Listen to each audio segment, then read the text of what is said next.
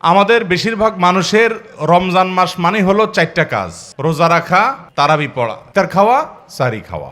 আমাদের বাংলাদেশে গ্রামে শহরে এখনো হাজার হাজার মা বোন আছেন, নামাজ হয় না। যেই নারী নামাজ পড়ে, প্রাপ্তবয়স্কা নারী, অথচ তার মাথায় ওড়না নাই যেভাবে ওড়না দেওয়া দরকার, অর্থাৎ নামাজের জন্য যতটুকু সতর ঢাকা দরকার ততটুকু যদি ঢাকা না থাকে, তাহলে তারও কি হবে না, ওই নামাজ কবুল হবে না। তিরমিজি হাদিসে আসছে, নবী করিম সাল্লাল্লাহু আলাইহি ওয়াসাল্লাম বলেছেন, লা তুকবালু সালাতু হাইদিন ইল্লা বিল খিমার। একজন প্রাপ্তবয়স্কা নারী তিনি খেমার অর্থাৎ ওড়না ছাড়া, অর্থাৎ সতর পরিপূর্ণভাবে ঢাকা ছাড়া নামাজ পড়লে নামাজ হবে না। আমাদের বাংলাদেশে গ্রামে শহরে এখনো হাজার হাজার মা বোন আছেন, নামাজ হয় না, নামাজ হয় না। আপনার আশেপাশে আপনার মা, চাচি, আপনার যারা যারা নামাজ পড়ে, বিশেষ করে আপনার মাহরাম নারী যারা, আপনার মা বোন, তাদের নামাজের দিকে একটু খেয়াল রাখেন। অনেকে আছেন সালাত আদায় করেন, কিন্তু সালাত হয় না। কেন হয় না? ধরুন তিনি শাড়ি পরে সালাত আদায় করছেন, কোনো অসুবিধা নেই, শাড়ি পরে পড়েন, 3 পিস পরে পড়েন, অথবা আপনি মেক্সি পরে পড়েন। উদ্দেশ্য হলো, মূল বিষয়টা হলো সলাতের মধ্যে সতর ঢাকতে হবে। পুরুষের জন্য সলাতে সতর হলো নাভি থেকে হাঁটু পর্যন্ত, আর কাঁধও যেন খোলা না থাকে, সে মর্মে হাদিসে আছে পুরুষের জন্য নির্দেশনা। কিন্তু নারীর সলাতের জন্য তার সতর হলো মাথা থেকে পা পর্যন্ত, মুখমণ্ডল, 2 হাতের কবজি এবং পায়ের তলা, এগুলা ছাড়া তার পুরো শরীর তাকে ঢাকতে হবে। এখন যদি শুধুমাত্র একটা শাড়ি পরে মাথার উপরে ওড়না টেনে দেয়, অথবা একটা সাধারণ ওড়না পরে কোনো রকম টেনে দেয়, তাহলে গলা, তারপরে চুল, চুলের বড় অংশ, তারপরে মাথার কোপালের উপর দিককার চুল, তারপরে এদিককার আশেপাশের অংশ, এগুলো দেখা যাবে কি যাবে না? অনেক সময় দেখা যাবে যে পেট পিটের অংশ দেখা যাচ্ছে, হাতের গোছা, এগুলো রুকুতেছে উঠা নামার সময় শাড়ি সরে যায়, এগুলো দেখা যাবে। তো এগুলো যদি পুরো নামাজে খোলা থাকে, তাহলে নামাজ হবে না। আমাদের অনেক বোনরা জানে না, অনেক মহিলারা জানে না, অনেক মারা জানে না। আজকাল অনেক নামাজের ওড়না বের হয়েছে মাশাআল্লাহ, যে ওড়না মাথা থেকে পা পর্যন্ত পুরো শরীরকে ঢেকে দেয়। ওইটার ভিতরে আপনি যদি তাদেরকে ওইটা দেন নামাজের জন্য, তাহলে ওইটার ভিতরে নামাজ পড়লে আর এগুলো কোনোটা খোলা থাকে না। তার ভিতরে এবার শাড়ি থাকুক, অন্য কিছু থাকুক, উপর দিয়ে ওড়না মাথা থেকে পা পর্যন্ত ঢেকে ফেললেন। তো এই যে পুরো শরীর সতর ঢাকতে হয় নামাজের মধ্যে, অনেক মহিলারা জানেন না, তাদের নামাজ হয় না। তো এদের এই নামাজ আল্লাহর কাছে কবুল হবে না, যে নামাজের সতর ভালো করে ঢাকা হয় নাই। তাহলে 13 শ্রেণীর মানুষের কথা আমরা জানলাম। আবারও এক নজরে বলে দিচ্ছি। নাম্বার 1, যারা কুফর এবং শিরকে লিপ্ত, তাদের কোনো আমলই কবুল হবে না। নামাজ না, শুধু কোনো আমলই কবুল হবে না যদি শিরকে আকবর এবং কুফরে আকবরে লিপ্ত হয়। আর 2 নম্বর হলো যারা তাকদীরকে অস্বীকার করে। এদের সম্পর্কে নবী করিম সাল্লাল্লাহু আলাইহি ওয়াসাল্লামের হাদিস আছে যে মুনকিরুম বিল কদর, কদরের অস্বীকারী এই ব্যক্তির সালাত, এই ব্যক্তির ইবাদত, এই ব্যক্তির আমল আল্লাহর কাছে কবুল হবে না কোনো। নাম্বার 3, মা বাবার অবাধ্য এবং নাফরমান সন্তান, মা বাবার সাথে বেয়াদবি করে, কথা মানে না, আদব লেহাজ করে না, মা বাবার নাফরমান, উকুকুল ওয়ালিদাইনের কবিরা গুনাহে লিপ্ত, এই পাপিষ্ট, এই অপরাধী নরধম, তার আমল, তার সালাত আল্লাহর কাছে কবুল হবে না। নাম্বার 4, যে ব্যক্তি কাউকে দান করে আবার খোঁটা দেয়, দান করে বলে বেড়ায়, গল্প দিয়ে বেড়ায়, যাকে দান করে তাকে ছোট বানায় রাখে সব সময়, তার কাছে কৃতজ্ঞতা আদায় করে নেয়, স্বীকৃতি আদায় করার জন্য চেষ্টা করে, অর্থাৎ এক কথা খোঁচাখুচি করে এবং খোঁটা দিয়ে বেড়ায়, দান করে আবার যাকে দান করছে তাকে কষ্ট দেয়। আল্লাহ মাফ করুক আমাদেরকে সে মান্নান, অর্থাৎ এইরকম ব্যক্তি দান করে খোটাখুটি দেয়, তার ওই দানের আমলটা আল্লাহর কাছে কবুল হবে না। 4 নম্বর। 5 নম্বর হলো মসজিদে নববীর আশেপাশের যে এলাকা, অর্থাৎ হারামের যে এলাকা মদিনার, সেখানে যদি কেউ কোনো প্রকার অশান্তি সৃষ্টি করে, ফাসাদ সৃষ্টি করে, এই ব্যক্তি অথবা ফাসাদ সৃষ্টিকারীকে যদি কেউ আশ্রয় দেয়, এই ব্যক্তির কোনো আমল ইবাদত কবুল হবে না।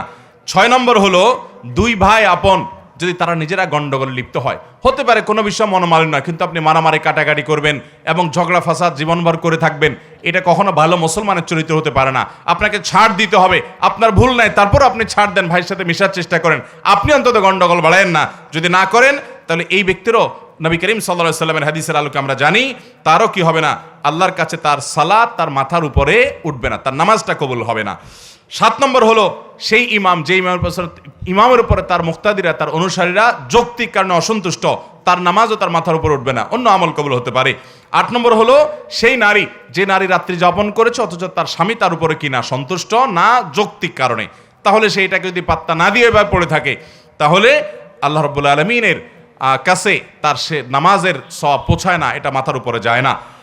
আর 9 নম্বর হলেন ওই কৃতদাস, তিরমিজি বর্ণনা অনুযায়ী যে দাস যে অধীনস্থ তার মালিকের কাছ থেকে অন্যায্য কোনো কারণ ছাড়া, মানে শরিয়া গ্রাহ্য কারণ ছাড়া সে পলায়ন করেছে, তার উপরও একই কথা প্রযোজ্য, তার সালাত উপরে যাবে না বা তার সালাত কবুল হবে না।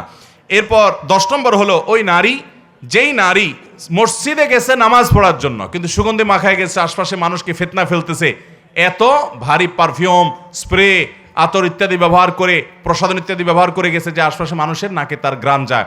এই নারী গুনাহগার, এমনকি নামাজও যদি পড়তে যায় তার নামাজ কবুল হবে না যতক্ষণ মধ্যে সে ফিরে এসে এটা দূর না করে। তিনি যেটা করতে পারেন শরীয়তের গণ্ডির মধ্যে থেকে, সেটা অবশ্যই সুগন্ধি ব্যবহার করতে পারেন, অর্থাৎ বাসা বাড়িতে। আর 12 নম্বর হলেন ওই হতভাগা ব্যক্তি যিনি দান করেন হারাম টাকা থেকে, তার ওই দান আল্লাহর কাছে কবুল হবে না। 11 নম্বর এটা। 12 নম্বর হলেন ওই নামাজি ব্যক্তি, যে ব্যক্তি নামাজ পড়ে কিন্তু পবিত্রতাটা ভালো করে করে না, তার নামাজের আমলটা কবুল হবে না। যে নামাজি ব্যক্তি নামাজ পড়ে পবিত্রতা ঠিক ঠিকানা নাই, পবিত্রতা ঠিক মতো করে না, সুন্দরভাবে করে না, বিশেষ করে শীতের সময় আসলে দেখবেন আমাদের অনেক ভাই আছেন নামাজের জন্য অজু করেন, কিন্তু অজু এত তাড়াহুড়ো করে করেন যে কোনোর এখানে শুকনা থাকে, গোড়ালির ওখানে শুকনা থাকে, আঙ্গুলের চিপায় শুকনা থাকে, কানের লতির এখানে শুকনা থাকে, আসেনি নাই? নবী করিম সাল্লাল্লাহু আলাইহি সাল্লাম বলেছেন ওয়াইলুল লিল আকাব মিনান নার, তোমাদের পায়ের গিরা গোড়ালি এগুলোকে জাহান্নামের আগুন থেকে বাঁচাও। তার মানে কি? ভালো করে ডলে ডলে ধুয়ে তারপরে অজুকে পূর্ণাঙ্গ করো। অজুর যত নির্দেশ আছে ওলামায়ে কেরাম বলতে পারবেন, অজু সম্পর্কিত যত নির্দেশ নবী করিম সাল্লাল্লাহু আলাইহি সাল্লামের আছে তার সবগুলোতে একটা শব্দ আছে, সেটা হলো ইসবাগুল ওযু, আসবিগুল ওযু। তার মানে আকমিলুল ওযু, অর্থাৎ অজুকে পরিপূর্ণভাবে করো, উত্তম রূপে করো, ভালোভাবে করো।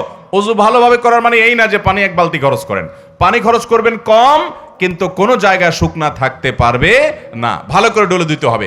তো যদি কেউ অজু অপূর্ণাঙ্গ রাখে, শুকনা রাখে বা ভালো করে পবিত্রতা অর্জন না করে, ওই ব্যক্তি ওই অজু নিয়ে নামাজ পড়লে সে নামাজ কবুল হবে না। অন্য আমল কবুল হবে কিন্তু তার নামাজ কবুল হবে না, কারণ নবী করিম সাল্লাল্লাহু আলাইহি সাল্লাম বলেছেন যে লা তুকবালু সালাতুন মিন গায়রি তাহুরিন, পবিত্রতা ছাড়া কোনো নামাজ কবুল হবে না। অতএব ফরজ গোসল ঠিকমতো করতে হবে, অজুটা ঠিকমতো করতে হবে, নাহলে ওই নামাজ কবুল হবে না।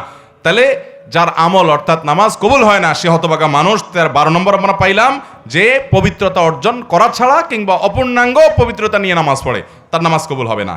আর 13 নম্বর হলেন ওই নারী, যে নারী প্রাপ্তবয়স্কা অথচ ওই যে সতরটা ঠিকমতো ঢাকেন না, তার নামাজও কবুল হবে।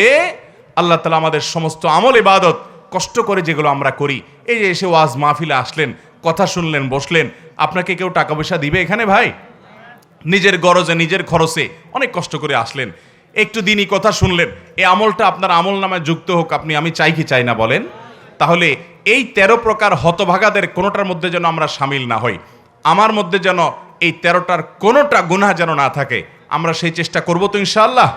আল্লাহ আমাদের সবাইকে সেরকম নেককার, সেরকম আমলওয়ালা, আমার আমলের হেফাজত করনেওয়ালা, এখলাসওয়ালা, নেককার এবং ইমানদার মুত্তাকি মানুষ হওয়ার তৌফিক দান করুন। সবাই চেষ্টা করবো তো ইনশাআল্লাহ। আল্লাহ রমজান জুড়ে আমাদেরকে আপনি এমন আমল করার তৌফিক দান করুন যে আমলটা নষ্ট হবে না, যে আমলটা আপনি কবুল করবেন। ভাইরা আমার, আল্লাহ যদি কবুল করে আমলটা ছোট হলেও নাজাতের জন্য যথেষ্ট হয়ে যাবে। আর যদি আল্লাহর কাছে কবুল না হয়, আমলের পাহাড় নিয়ে গেছি, তার কোনো মূল্য, এক সিকি পরিমাণ কোনো মূল্য নাই। অতএব আল্লাহর কাছে আমল যেন কবুল হয় তার জন্য আমাদের চেষ্টা থাকবে তো ইনশাআল্লাহ। আমল কবুলের জন্য ওই যে ইখলাসটা অনেক বড় ব্যাপার, আমাদের নিয়তটা থাকতে হবে খালেস, পদ্ধতিটা থাকতে হবে শুদ্ধ। শুদ্ধ যদি পদ্ধতি হয় আর নিয়ত খাঁটি হয়, আল্লাহর কাছে আমল কবুল হবে। আপনার নিয়তটা খাঁটি, পদ্ধতিটা বেদাতের, সেটা কবুল হবে। পদ্ধতি হইতে হবে সুন্নাহ সম্মত, আর নিয়তটা হইতে হবে শুধু আল্লাহকে খুশি করা।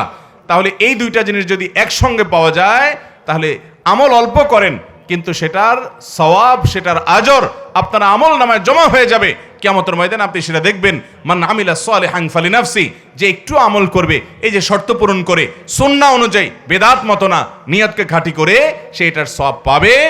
আর যদি কেউ গুনাহে লিপ্ত হয় ফালাইহা, তাহলে তার বোঝাও তাকে বহন করতে হবে। আল্লাহ তাআলা আমাদের সবাইকে দুনিয়া থেকে নেককার, মুখলেস, ইমানদার, আমাদের নেকামলকে আমল নামায় পরিপূর্ণ করে নিয়ে যাওয়ার তৌফিক দান করুন, এবং সকল বদামল থেকে, বদনিয়ত থেকে, গুনাহ থেকে, এই যে আমল নষ্টকারী, আমল কবুল হওয়ার পথে বাধা হয়, প্রতিবন্ধক হয়, এমন সকল পাপাচার থেকে আমাকে আপনাকে আমাদের রব আরশ আজিমের মালিক, আমাদের খালিক, আমাদের আল্লাহ তিনি আমাদের সবাইকে হেফাজত থাকার তৌফিক দান করুন। জাযাকুমুল্লাহু খায়রা ওয়া আখিরু দাওয়ানা আলহামদুলিল্লাহি রাব্বিল আলামিন।